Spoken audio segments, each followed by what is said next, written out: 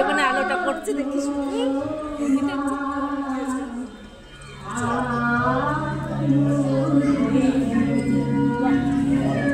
বাবা উপরে দেখা উপরে তুমি চিল্লাও কম একটু।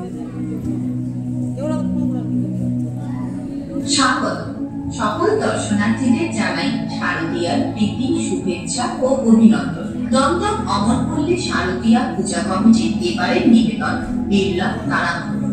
আমরা দাঁড়িয়ে আছি কলকাতার প্রাচীন ও ঐতিহ্যমণ্ডিত বিড়লা তারামণ্ডলের কৃত্রিম অরুণ আলোয় উদ্ভাসিত আকাশের নিচে, যা আমাদের ভাবিয়েছে, শিখিয়েছে, দেখিয়েছে বিজ্ঞানের দৃষ্টিতে ওই সুদূর মহাকাশের এক রহস্যময় জগৎ।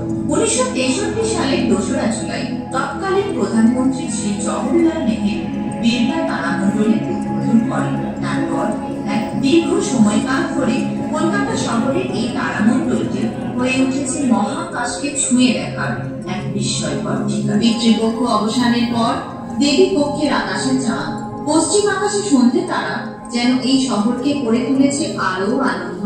মানুষের সৃষ্টিশীল মন ওই ইতস্তত ছড়িয়ে থাকা নক্ষত্রমণ্ডলীর ভেতর খুঁজে পেয়েছে নানান আকার। ওই আকারের ভেতর ছড়িয়ে থাকা নক্ষত্রপুঞ্জকে কনস্টেলেশন বলা হয়। আজ শারদ সন্ধ্যায় দক্ষিণ আকাশে দেখা যাচ্ছে স্করপিও বা বৃশ্চিক রাশি, তার ঠিক পাশেই স্যাজিটেরিয়াস বা ধনু রাশি। উত্তর আকাশের দিগন্তে দেখা যাচ্ছে সপ্তর্ষি মণ্ডল, আর উত্তর দিগন্তের ঠিক 22.3 ডিগ্রির উপরে নিজ স্থানে অবিচল ধ্রুবতারা। ওই নক্ষত্ররা আসলে কি?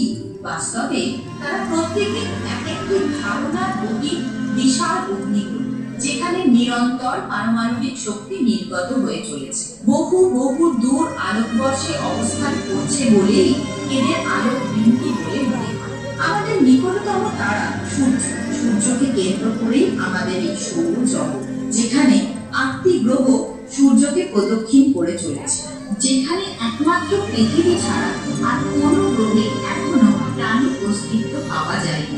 2023 সালে একমাত্র দেশ হিসেবে ভারতের চন্দ্রযান 3 চাঁদের দক্ষিণ মেরুতে সফল অবতরণ।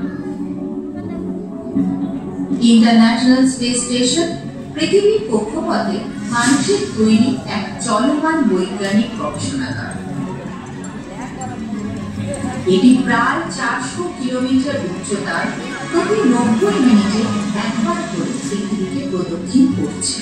প্রায় 13.8 বিলিয়ন বছর আগে মহাবিস্ফোরণ বিগ ব্যাং এর মাধ্যমে জন্ম হয় এই মহাবিশ্বের প্রথম আলো শক্তি ও কণা। তার প্রায় 7.5 বিলিয়ন বছর পরে গ্যাস ও ধূলির মেঘ থেকে সৃষ্টি হয় তারাগুচ্ছ, ছায়াপথ, সৌরজগৎ ও আমাদের নীল গ্রহ পৃথিবী। এই পৃথিবীতেই লক্ষ লক্ষ বছর আগে ঘটেছিল প্রাণের উন্মেষ, আর বহু বিবর্তনের পথ ধরে পৃথিবীর বুকে আবির্ভূত হয়েছিল অতি বুদ্ধিমান প্রাণী মানুষ। সে তার জ্ঞান, বুদ্ধি ও অনুভূতির আলোয় ধীরে ধীরে অনুধাবন করতে থাকে বিস্ময়কর বিশ্ব ব্রহ্মাণ্ডকে। বুঝতে শেখে এই জগতে সবই এক মহাশক্তি রূপান্তর মাত্র। আজ আমরা সেই শক্তিকে অনুভব করি মা দুর্গার রূপে। তিনি সৃষ্টির আদি শক্তি, প্রাণের আশ্রয়। সেই চেতনার আলোকে আলোকিত হয়ে আজ দর্শন করতে এসেছি মহাশক্তির প্রতীক মা দুর্গা।